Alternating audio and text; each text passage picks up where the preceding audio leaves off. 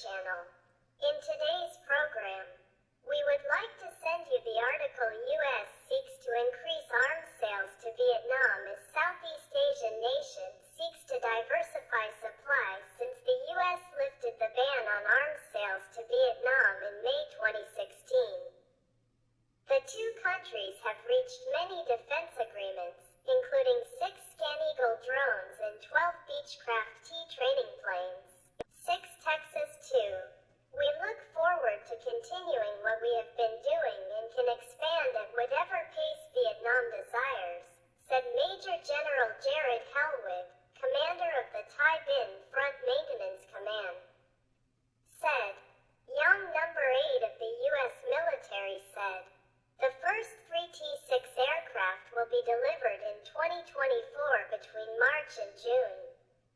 The remaining T-6 aircraft will be delivered to Vietnam between 2024 and 2020.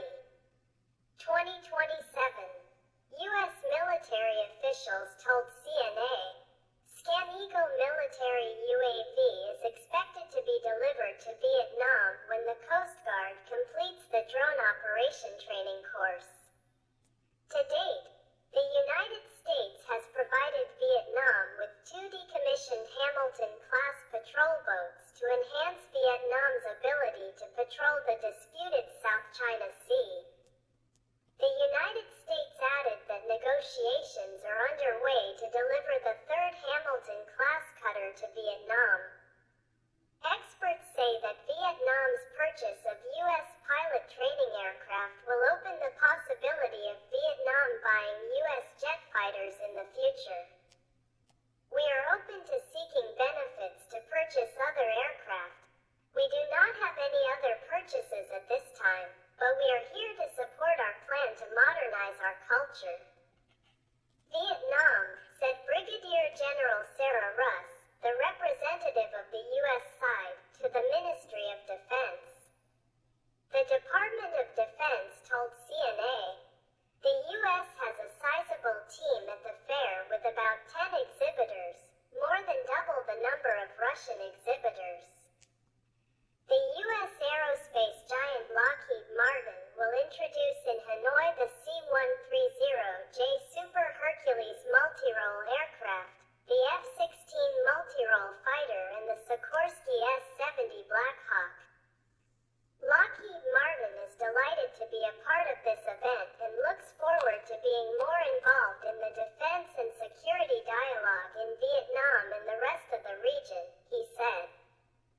Vietnam hosts the Defense Trade Show, attracting about 170 manufacturers from 30 countries.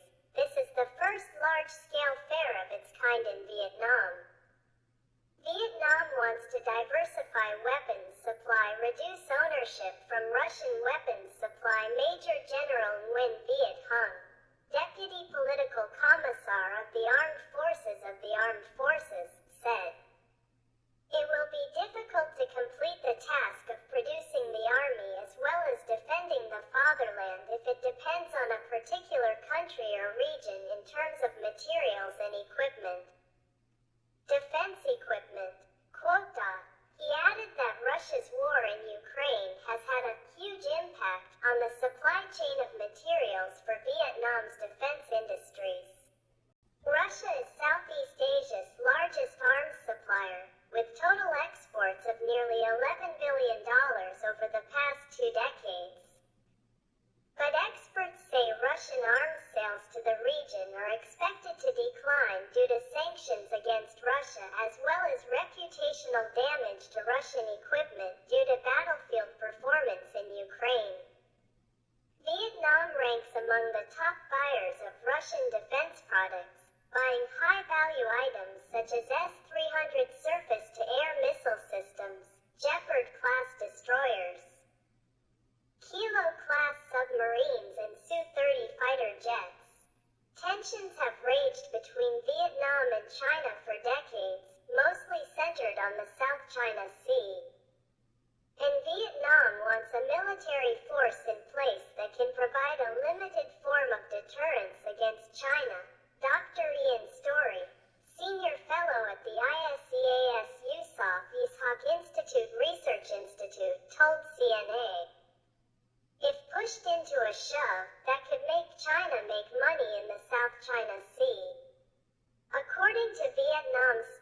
budget, the country has allocated $6.3 billion in 2021 for military spending.